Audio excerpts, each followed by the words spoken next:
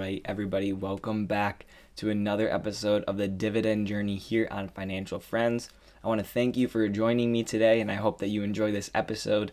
This is the second time I'm attempting to film this episode. Definitely did not forget to record the audio the first time. Yeah, that was me. That's all right. Well, hopefully my thoughts this time will be a little bit more concise, a little bit clearer. I'll be able to explain some things a little better as this is the second time around. I do want to point out, let me blow myself up here first so you can see me. I do want to point out the set. So we kind of had some additions here to the set.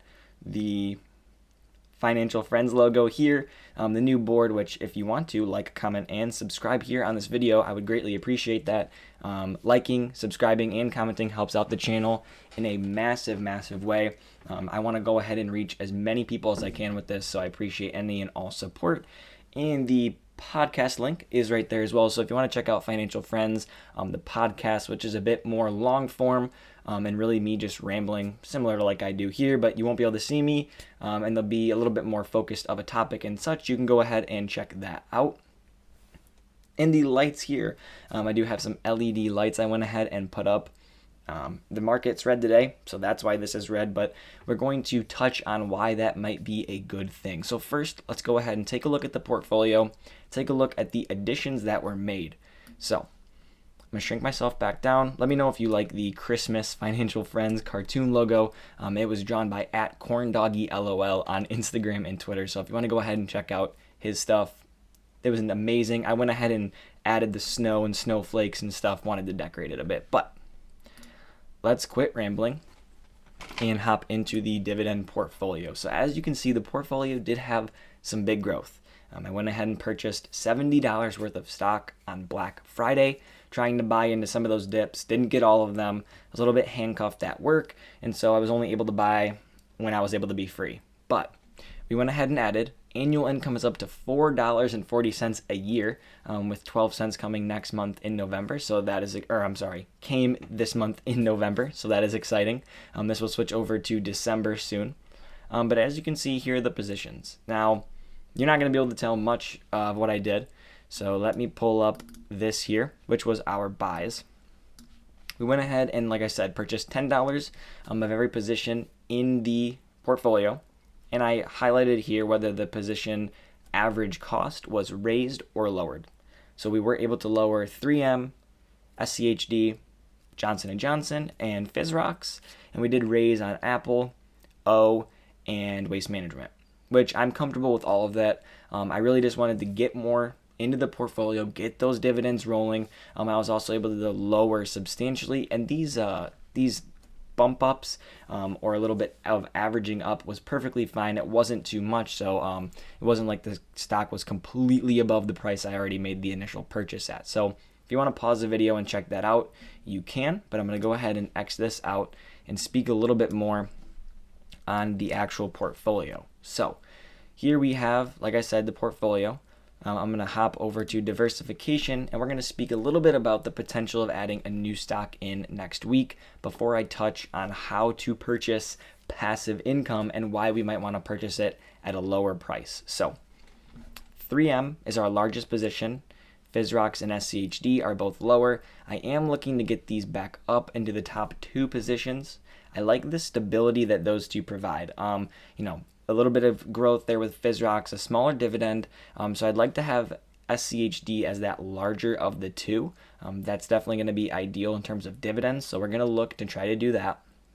But we also have J&J, Apple, Waste Management, O, and SPACs is actually the cash that's in the portfolio. There's only $2 and I think a cent in cash total. But I did want to include that just so you can see what percentage of the portfolio we are sitting at with cash.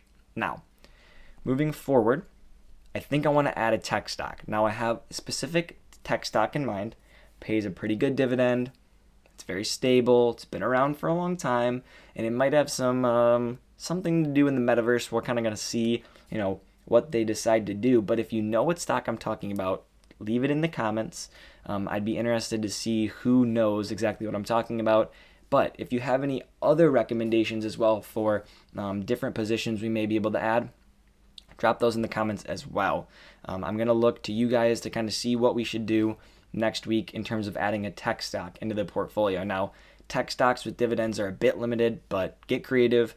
Find some ones down there for me, and definitely go ahead and look to add one, as well as bump up our FISROX and SCHD positions.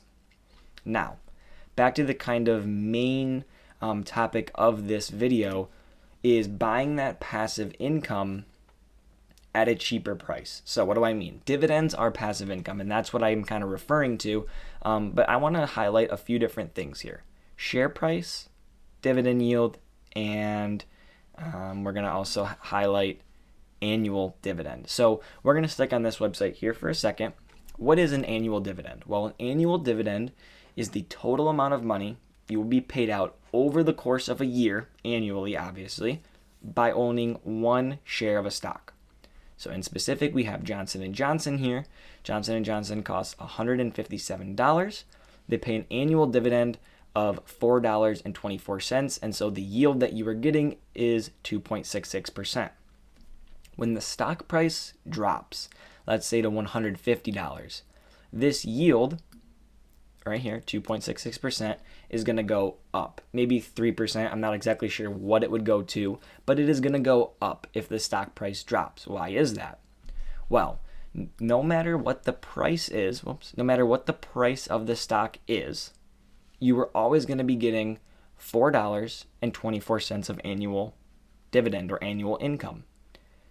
So, because now the share price is smaller, the dividend stays the same, the yield is going to go up. This is why we like to buy stocks on the dip, when the long-term fundamentals and the financials of the company have stayed the same, but maybe there's some external fears like everything that's going on with the pandemic right now, as well as the inflation fears and what's going on with the Fed. All of that sort of negative news or negative pressure on the market is dropping prices. But companies like Johnson & Johnson, 3M, and Waste Management, long-term, are not going to be affected by what's going on. Long-term, their fundamentals and their financials should stay the same as we continue on into the future. So, when these positions are dropping, those are better buying opportunities because we can buy that $4.24 of dividend at a cheaper price.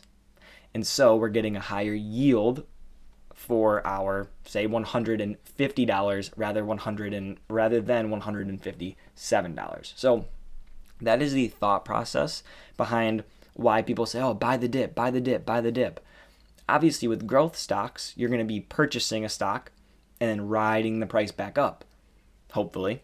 But with a dividend stock, not only can you ride that price back up, you can pay less for that dividend. So that's really why we look at buying the dip and buying on red days, as you can see here, that red day. But that is sort of the thought process behind that. And I hope that was able to give you a little bit more clarification on why people continue to say, well, buy the dip, buy the dip. I'm going to go ahead and make myself bigger here again. With that, that's kind of going to wrap up the video. Like I said, if you learned something, if that was educational or helpful, make sure to give the video a like. If you didn't learn anything and you hated this video, go ahead and leave it a dislike. That's okay with me. I want to thank you for watching this far and supporting the channel. If you'd like to support the channel further, you can go ahead and check out the Patreon. That link as well is going to be in the description, or the podcast. Go ahead and listen to that, or come and join me on the Patreon. I'm trying to add as much value over there as I can, giving some behind the scenes, additional posts, early access to different posts, wherever they might be, tweets, public posts, etc. And then I'm also having a Discord. I have one member on that Discord currently, 3 members on the Patreon overall.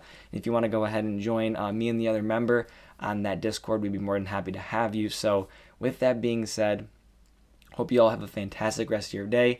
Hope that you enjoyed this video. Hope you learned something, and take care.